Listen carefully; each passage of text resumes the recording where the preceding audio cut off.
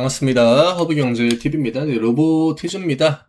오늘 주가는 2.7% 올랐습니다. 전날 주가가 어쨌든 이 시장의 흐름에 반응을 했거든요. 전날 코스닥이 거의 8% 정도 올랐고, 로보티즈도 지수에 일부 영향을 주는 또 시가총액 상위 종목이다라고 이제 볼 수 있는데, 겉으로 볼 때는 그 바이오랑 이제 2차전지가 시장을 주도했다라고 볼 수 있겠지만, 지금 피지컬 AI 쪽도 전날 무슨 이야기 나왔습니까? 삼성과 이제 SK의 대규모 뭐 충청권, 호남권 이쪽에 뭐 전방위적으로 대규모 이제 투자 소식이 있었고, 그러면 지금 피지컬 AI 쪽도 계속적으로 지금 거론이 되고 있단 말이죠. 근데 아직까지는 뭔가 이제 피지컬 AI가 이번 이슈에 진짜 엄청난 수혜다 해가지고 주도권을 잡아나가는 그런 흐름을 만들어내지는 못하고 있죠.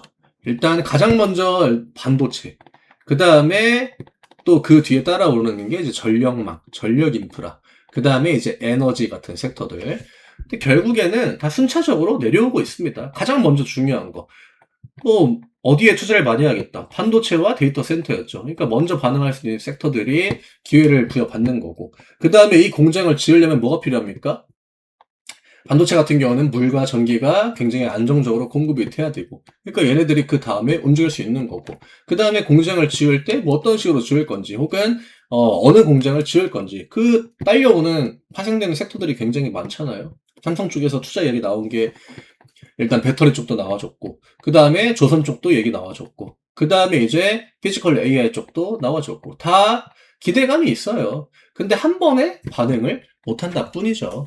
네. 그런 기대감이 있으니까 전날 양봉을 보여줬음에도 불구하고 오늘 뭐 전체적으로 좀 괜찮은 양봉을 보여주지 않았나라고 저는 생각을 하고요. 바이오 같은 경우는 사실 이번 투자건과는 조금 이제 수혜 기대감이 떨어질 수 있거든요. 네, 꼭 그것 때문에 뭐 밀렸다라고 보긴 어렵겠지만, 어쨌든 바이오가 오늘 상대적으로 좀 낙폭을 크게 보여줬던 거, 이런 부분들도 우리가 좀 체크를 해볼 필요가 있겠죠. 네. 그래서 지금 삼성그룹 같은 경우에는 아무래도 SK 쪽과 이제 뭐 경쟁은 아니겠지만 국내 인프라를 확보를 하겠다, 이런 목적이 분명히 있어 보이거든요. 그러면 뭐 경북 쪽이랑 이제 뭐 구미 쪽에 뭐 그 피지컬 AI 쪽 투자를 하겠다, 뭐 그런 이야기가 나와줬는데 계속적으로 돌고 돌 거라고 봐요. 원전 들고 계신 분들도 원전이 굉장히 중요할 것 같은데 전력이 엄청 필요하다는데, 근데 원전 반응 안 하잖아요. 세게 반응 안 하잖아요. 오늘 두빌이랑 로보티즈랑 거의 흐름 비슷합니다. 전날 8% 정도 올렸고 오늘 주가 잘 버텼고, 그러니까 오늘은 방어력을 봐야 되거든요. 네, 로봇 쪽도 뭐 레인보우 로보틱스라는 삼성 쪽에 직수혜를 받는 그런 종목군들도 있긴 합니다만, 다 주가가 밑바닥까지 내려와 있습니다. 여기에서 힘을 준다라고 해도 단기간에 이거를 막 급등을 빵빵빵 만들어내기는 어려워요. 위에 있는 물량들이 지금 다 이렇게 시장 좋을 때 시장이 막 과열 양상 보이고, 이때 언제입니까? 제네시스랑 온다 했을 때 그때 이제 올라갔던 거란 말이죠.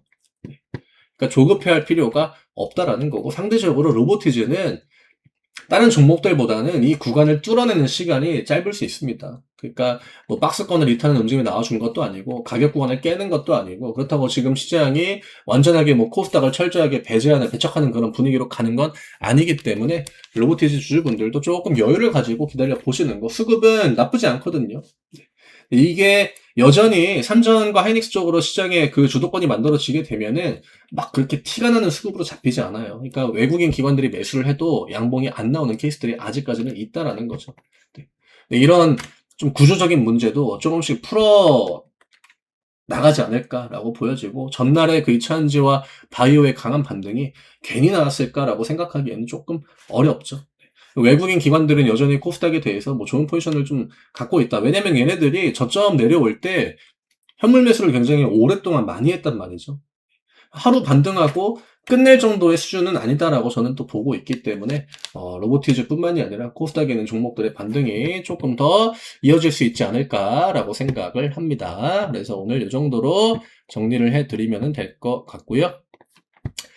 저희 6주년 이벤트가 어제부터 시작이 됐습니다. 당연히 6주년 이벤트인 만큼 평상시 이벤트들보다는 더 좋은 혜택을 드리려고 준비도 노력도 많이 했는데, 많이 또 문의 주시면 좋을 것 같고요. 지금 시기가 또 시기잖아요. 네, 상반기도 끝났고 하반기로 내일부터 이제 넘어갑니다. 그 다음에 이제 3분기가 시작되고 실적 시즌이 또 시작이 되죠. 이럴 때 내가 과연 그냥 가만히 내 종목이 올라오는 것만 기다리는 게 맞는지, 혹은 이 구간에서 조금이나마 좀 바쁘게 움직여가지고 기회를 잡아보려고 노력을 하는 게 맞는지, 저는 이 무릎에 대한 대답은 다 알고 계실 거라고 생각을 합니다. 그래서 편하게 아래쪽에 있는 링크로 문의 주시고요. 저는 내일 다시 또 인사드리겠습니다. 감사합니다.